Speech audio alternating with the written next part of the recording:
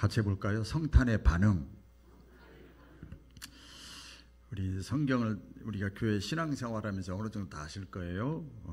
하나님은 예수님을 이 땅에 보내실 것을 이미 이사야 선지자를 통해서 예언을 하셨습니다.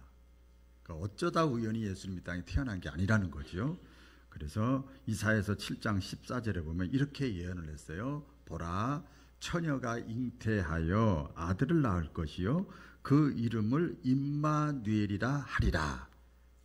이렇게 예언을 하셨어요. 그리고 그것이 마태복음 1장 22절에 보면 신약이잖아요. 성취가 됐어요. 어떻게 성취가 됐는가 하면 이 모든 일이 된 것은 예수님이 땅에 성탄의 그 내용, 이 모든 일이 된 것은 주께서 선지자로 하신 말씀을 다 이루려 하심이니라. 할렐루야. 이렇게 구약과 신약의 예언과 성취의 말씀이 기록이 되어져 있습니다. 더 구체적으로 정확하게 말씀을 드리면 예수님의 탄생을 이 기점으로 해서 뒤로 거꾸로 넘어가서 약 700년 전에 이사야 선지자를 통해서 예수님의 탄생을 예언을 했어요. 그러니까 유대인들은 이미 다 알고 있었어요. 예수님이 메시아가 이 땅에 태어날 것을 다 알고 있었어요. 그 다음부터 그 소식을 듣고 계속해서 구전으로 내려오면서 이스라엘 백성들은 예수님의 탄생을, 메시아의 탄생을 기다렸습니다. 계속 기다렸어요. 그렇게 기다리고 기다리던 그 예수님이 때가 되면, 우리 성경에 보면요, 제가 신학 공부할 때 구약에서 신약으로 넘어올 때 보면 드디어, 마침내, 비로소 이런 말이 나와요. 때가 되면, 구약에 예언되고 기다리고 기다리던 예수님이 드디어 때가 되어 마침내 이 땅에 태어났어요. 그런데요, 중요한 것이 있습니다. 잘 들어보세요. 막상 그렇게 기다리고 기다리던 하나님의 아들 예수님, 구원자 메시아가 이 땅에 태어났는데 많은 사람들이 기다리고 기다렸으니까 예수님이 오시면 다 할렐루야하고 영접할 것 같은데 그렇지 않았어요. 여러분, 신기하지 않아요? 예수님을 제대로 영접하고 예수님을 진짜 제대로 믿고 정말 그러면요, 굉장히 손해볼 게 많아요. 포기해야 될 것이 많아요. 부담되는 게 많아요. 그래서 많은 사람들이 영접하지 않았습니다. 요한복음 1장 11절에 보면 이런 말씀이 있어요. 예수님이 이 땅에 오셔서 자기 땅에 오매 자기 백성이 영접하지 않았다 그랬어요. 자기 백성이요. 가장 할렐루야 기뻐 그러고 막 해야 되는데 자기 백성이 자기 땅에 왔는데 영접하지 않았어요. 그래서 많은 사람들이 여러 가지 이제 예수님의 성탄에 대한 그 반응들이 나타납니다. 성경을 그대로 보면은요, 이 첫째는 한 7, 8년 전에 제가 요 무관심에 대해서 한 2주, 3주 계속 말씀을 드렸는데 같이 해볼까요? 무관심. 예수님이 이 땅에 오셨는데 사람들이 무관심합니다. 아까 말씀드린 대로 700년 전에 예수님이 이 땅에 태어날 것을 이사야 선지자를 통해서 다 예언됐고 그래서 태어났는데 대다수 사람들이 무관심했어요. 여러분, 신기합니다. 이방 사람들이 무관심한 거 이해가 가는데 다 성경 지식도 알고, 이따 이제 깊게 말씀드릴게요. 다 아는 사람들은 할렐루야 기뻐해야 되는데 무관심했어요. 예수님이 이 땅에 태어난 것과 나와 무슨 상관이 있느냐? 그냥 지금 이대로가 좋다. 이런 것이죠. 내 삶과는 상관이 없으니까 무관심한 거예요. 예나 지금이나 여러분 마찬가지입니다. 무관심이 문제입니다. 성탄절이 오고 성령의 감동이 오고 말씀이 깨달음이 와도 내 삶이 너무 크게 다가오니까 이것을 그냥 무시해버리는 거예요. 무관심한 거예요. 여러분, 교회 나와서 예배드리고 찬송하고 또 말씀을 듣다가 은혜 받을 때 있죠. 아, 그렇구나. 깨닫고 감동, 지혜, 또 뭐 회개, 뭐 여러 가지가 있지요. 평안, 기쁨 찾아왔어. 그런데 예배드리고 나가면서부터 다시 무관심하기 시작해요. 왜? 그대로 살려고 하면 아까 말씀드린 대로 손해볼 게 많고 부담되는 게 많아요. 그래서 그러잖아요. 설교자들한테 강다상에서 막 설교하지 말고 내려와서도 설교해라. 신자들도 마찬가지예요. 교회 안에서만 신자 되지 말고 교회 밖에서도 신자 되라. 삶 속에서도 신자 되라. 근데 진짜 신자답게 살려면 여러분 손해봐야 되고요.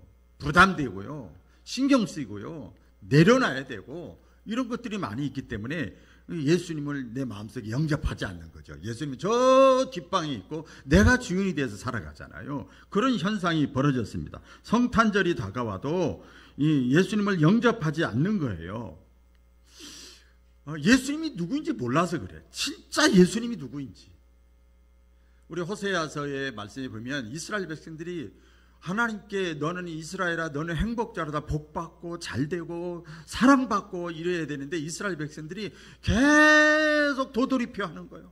잘못하면 또 이방 백성들한테 또 고난당하고 다시 또 회개하면 또 돌아오고 다시 또 선지자를 보내고 또 회개하고 계속 이게 반복돼요. 이렇게 반복돼요. 그래서 호세아 선지자를 통해서 하나님이 말씀을 합니다. 이 백성들이 고난을 당하고 망하는 이유는 하나님이 정말 누구인지 제대로 알지 못해서 그렇다. 이스라엘 백성들이 출애굽해가지고 가나안 땅에 가기 전까지 왜 고생을 했습니까?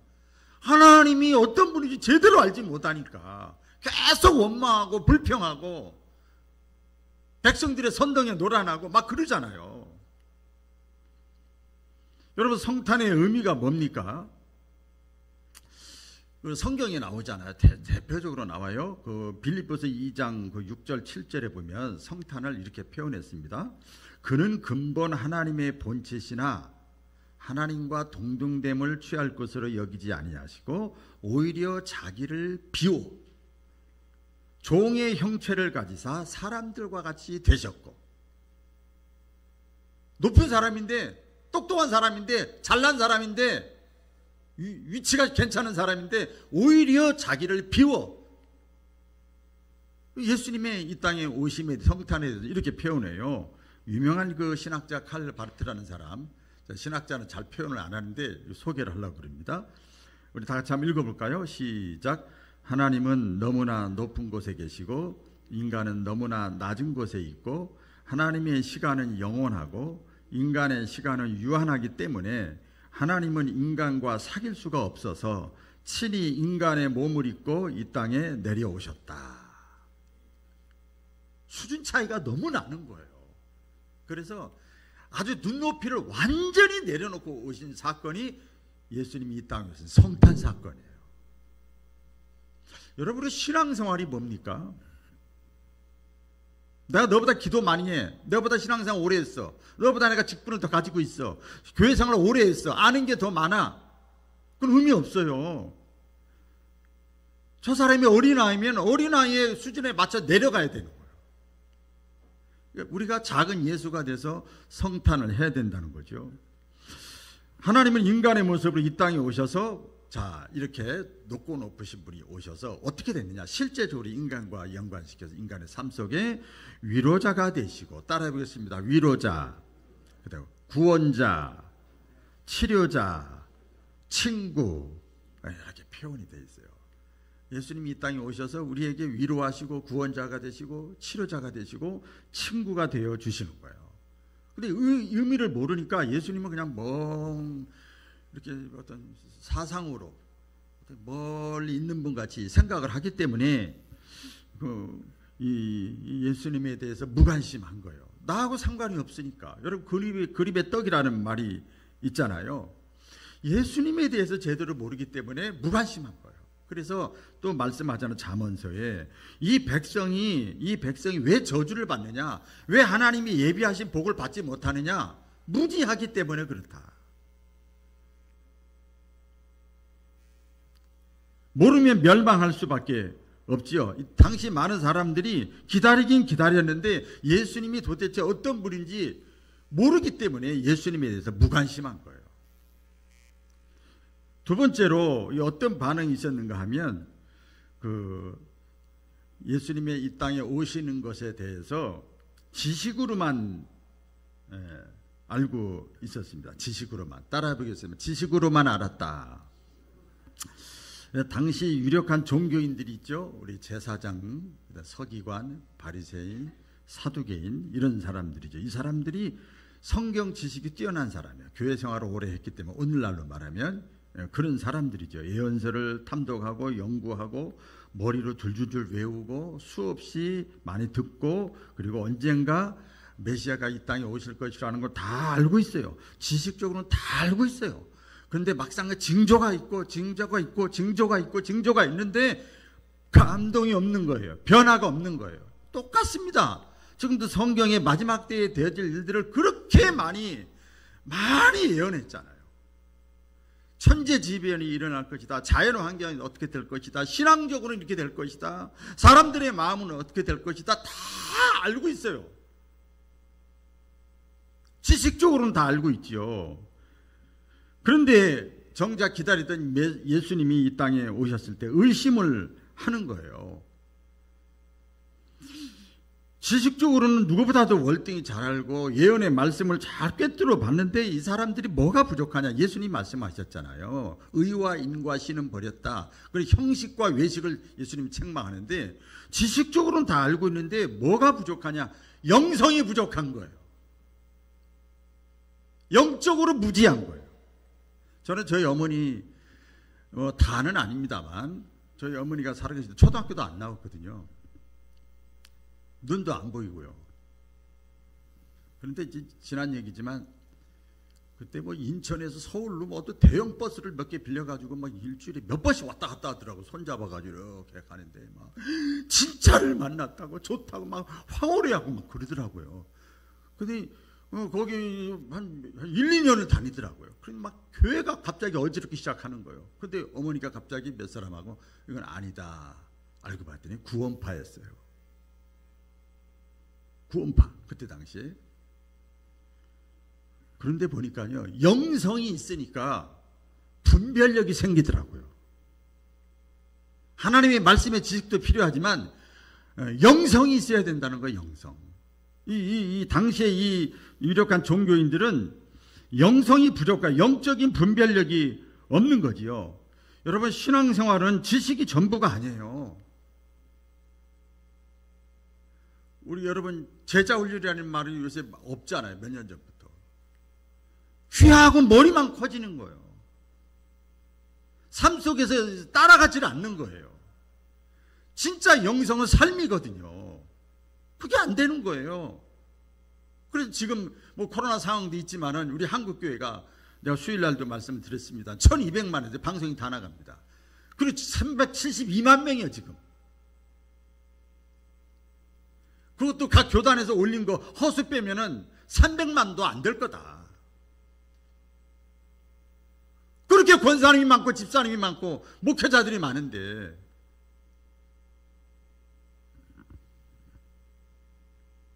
영성이 없는 거예요.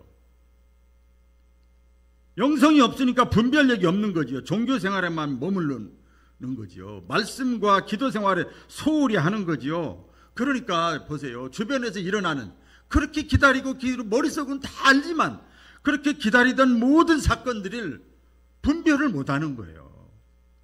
뿐만 아닙니다. 여러분 우리가 일상생활을 하는데 가정에서 직장에서 교회에서 내 삶 속에서 일어나는 크고 작은 사건이나 어떤 일들이나 시대나 환경에 이런 것들이 있어서 영적 분별력이 있어야 되는데 영적 분별력은 여러분 영성이 있어야 되는 거예요. 영성. 말씀과 기도하지 않으면 분별력이 사라지는 거예요. 말씀 들어보셨죠? 타 종교와 우리 기독교의 가장 근본적인 차이가 뭐냐? 타 종교는 노력 종교입니다. 본인이 헌신하고 충성하고 노력하고 최선을 다하고 땀 흘리고 정성을 들이고 물론 우리 기독교도 그게 필요해요. 그런데 그것보다 먼저 중요한 게 뭔가 하나님의 은혜를 받아야 되는 거예요. 계시 종교 하나님이 나에게 찾아오신 것 주님과 나와의 친밀도가 먼저예요. 먼저. 영적인 종교라는 거죠. 이 계시 종교라는 말은 그런 거죠. 지식 종교에 머물러 있으면 어떻게 되느냐? 말씀과 기도 영성이 떨어지면 세속적인 가치관으로 모든 걸 바라보게 되는 거예요. 이게 선악과예요. 인본주의라고 하지요. 유혹에 쉽게 넘어갑니다. 신앙의 내공이 약하기 때문에 넘어가는 거죠. 그래서 기독교 신앙은 지식 위에 이 영감이 있어야 그게 건강한 신앙이에요. 여러분, 자 보세요. 원론적으로 말씀드린 성경에 보시면 마귀가, 사탄 마귀가 예수님을 유혹할 때 뭘로 유혹을 했죠? 말씀으로 유혹을 했어요. 지식으로 유혹했단 말이에요. 그렇죠? 지식으로 유혹을 했어요.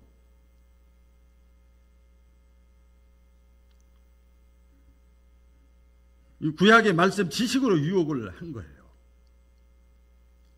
신천지 이단이라든지 보통 이단들, 우리 기독교인들 신앙의 내공이 약하고 영적 저희가 안 된 사람을 넘어가는 사람들 보세요. 성경 말씀을 가지고 다 유혹해요.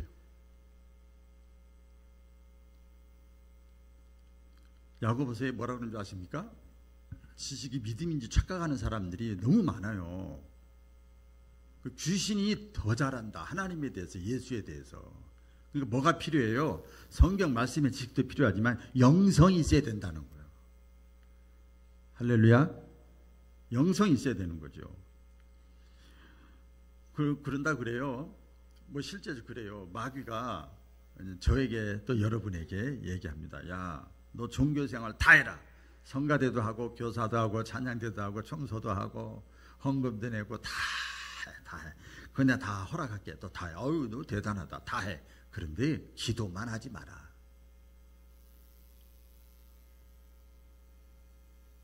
종교인이 되라는 거예요. 종교인. 종교인은 예수님이 와도 영접하지 못하는 거예요. 이렇게 말씀을 또 비유로 드는 분도 있습니다. 지식으로만 받아들인 사람들이 있어요. 그 다음 세 번째로는 핍박하고 박해하는 사람들이 있었습니다. 예를 들어서 대표적으로 자기가 왕인데 이스라엘의 왕이 태어날 거다 그러니까 위협을 느낀 거예요. 사울왕처럼 느낀 거예요. 그래서 헤롯 그 어린아이가 태어났다는 말에 자리에 위협을 느끼고 2살 미만의 어린아이는 다 죽이라고 공포를 하잖아요. 이때 꿈에 천사가 예수님의 아버지 요셉에게 나타나서 애굽으로 빨리 도망가라고. 우리가 생각할 때는 하나님이 알아서 다 헤롯도 죽여버리고 다 해버리면 될 텐데 이런 절차 과정이요 다 필요해요. 그래서 예수님이 죽음을 모면을 했습니다. 우리 그 교회 기독교 역사를 보면은요 그런 사람들이 많았습니다. 우리 성경에 보면 제사장들은요 제사장 밑에 바리새인, 사두개인, 서기관이 있었잖아요. 예수를 죽이는데 이 사람들이 죽인 거예요. 로마 겉으로 볼 때는 로마 군병이 죽인 건데 실제적으로는 이렇게 말했던 사람들이 죽인 거예요. 대사장들은 예수만 십자가에 못 박아 죽이면 이기는 줄 알았어요. 승리하는 줄 알았어요. 끝난 줄 알았어요. 그래서 어떡합니까? 예수님 십자가에 못 박혀 돌아가시기 전까지 가룟 유다로부터 하고 나서부터 며칠 동안을 사람들을 충동하기 시작합니다. 회당에서 충동하고 거리에서 충동하고 만나는 사람에게 충동하고 계속 얘기합니다. 그러니까 예수가 아주 나쁜 놈이야. 우리가 이렇게 그나마 이렇게 식민지 생활을 하지만 그래도 그냥 먹고 살만한데 저 예수가 어지럽게 하고 막 질서를 파괴하고 우리가 손해가 된다. 막 계속 예수님에 대해서 계속 충동질을 한 거예요. 그리고 나서 예수님이 나중에 여러분 아시잖아요. 고난의 과정을 겪고 십자가에 못 박혀 돌아가시기 전에 빌라도의 뜰에서 재판을 받잖아요. 잘 들어보세요. 빌라도가 봐도 이방인이 봐도 이 죽일 죄가 아닌데 예수가 그렇게 잘못한 게 없는데 다 되어봐도 없는데 백성들의 얘기 들어보면 너무나 죄가 많은 거야. 그러니까 빌라도가 어떻게 합니까? 대야를 떠다 놓고 나는 예수가 죽는 것에 대해서 나는 깨끗해. 너희들이 알아서 해라. 십자가에 못 박으러 승리했다고 막 그랬어요. 그리고 나서 나중에 여러분 이 빌라도가 그러잖아요. 안 되겠다. 그래서 예수님을 다시 한번 살려보려고 어떻게 했죠? 누구를 딱 대동시켰습니까? 누구를 대동시켰어요? 누가 봐도 흉악한 강도 바라바. 누가 봐도 저놈은 나쁜 놈이야. 사형 선고 받아야 될 놈이야. 그 사람을 딱 예수님 옆에 세워놨어요. 자, 아주 극단의 조치를 취한 거잖아요. 자, 누구를 놔줄까? 너희가 죽이라고 하는 예수를 놔줄까? 누가 봐도 악한 이 강도를 놔줄까? 이거 누가 봐도 말이 안 되는 거예요. 그때 유대 백성들이 어떻게 했지요? 예수님을 십자가에 못 박으라고 그래요. 빌라도가 이해를 못합니다. 예수는 십자가에 못 박고 죽이라고 계속합니다. 누가 봐도 각한 사람인데도 불구하고 이미 다 세뇌가 된 거예요.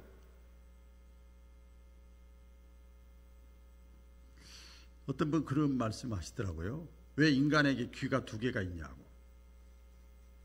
왜 두 개가 있대요? 혹시 아세요? 네? 한쪽 말만 듣지 말고 양쪽 말 들어보고 판단하라는 거예요.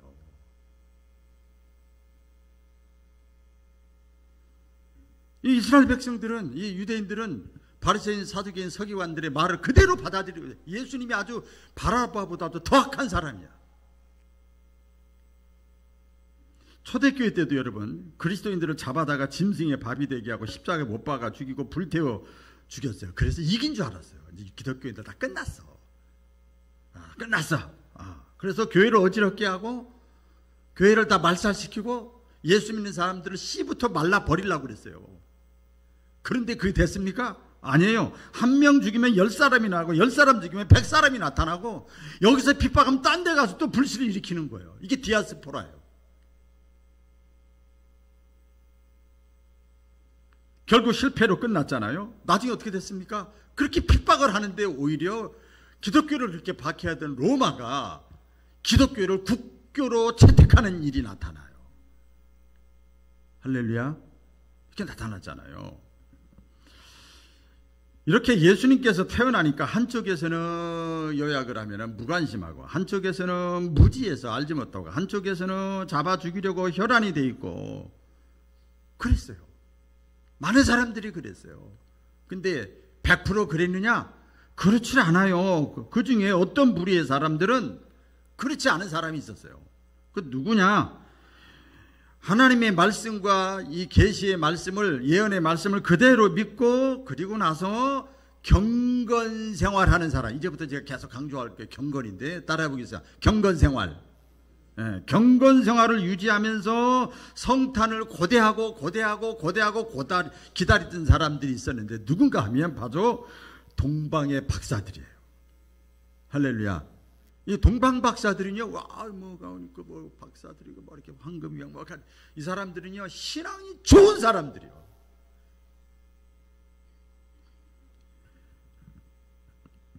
우리 요세푸스 현대 원뜻에 보면 동방의 사람들을 어떻게 표현하면 신비한 사람들이라고 표현했더라고요. 신비한 사람들. 우리가 그냥 평범한 사람이 아니고 신비한 사람. 영적인 건 다 신비한 거잖아요. 그러니까 이걸 다른 말로 보면 경건한 사람들이에요. 아주 경건한 사람들이에요. 베들레헴에서 그렇게 기다리던 메시아가 나타나는데 누구도 영접하지 않았죠. 헤롯도 성경을 연구했던 알던 이 종교 지도자들도 자기 집 우란에서 하나님의 아들이 태어났는데 여관집 주인도 예수님을 알아보지 못하고 받아들이지를 못해요. 그런데 메시아의 나타나심을 알고 뜻밖에도 멀리서 찾아온 사람들이 있는데 그 사람들이 동방의 박사들입니다. 오늘날로 말하면 이란이나 이라크 지역에 있는 사람들이에요. 거리가 예루살렘에서 천리길이나 돼요. 산 넘고 물 건너 아주 멀리서 찾아왔어요. 여러분이 신기하지 않아요? 어떻게 그들이 알고 찾아왔을까? 누가복음에 보면 2장에 보면요, 천사들이 밤에 나타나서 이 경건한 신비한 사람 동방의 박사들에게 알려줬대요. 예루살렘 성전하고 멀리 떨어져 있는데, 믿음도 없는 사람 같이 보이는데 천사들이 밤에 나타나서 알려준 거예요. 구체적으로 이 동방의 박사들은요, 실제적으로 이분들을 소개한 거 보면 이방 땅에서 예언서를 읽었어. 이방 땅에서. 그리고 예언대로 이루어질 것을 100% 믿었어. 믿고 장차 오실 예수님을 고대하면서 하루하루 경건하게 신앙생활했던 사람들이에요. 같이 해보겠습니다. 하루하루, 매일매일, 수시로 경건생활을 했던 사람이 동방의 박사들입니다. 언젠가 여러분 그렇죠? 예수님이 이 땅에 다시 재림할 때도 이것도 다 예언되어 있는 거예요. 이런 현상이 그대로 재현될 것이다 예언했어요. 예루살렘 성전과 비록 멀리 떨어져 있지만 동방 박사들과 같이 경건 생활을 하는 사람, 영성이 있는 사람, 이런 사람과 교회와는 늘 가까이 있지만 바리새인, 사두개인, 서기관, 대제사장들처럼 형식적인 기독교인들,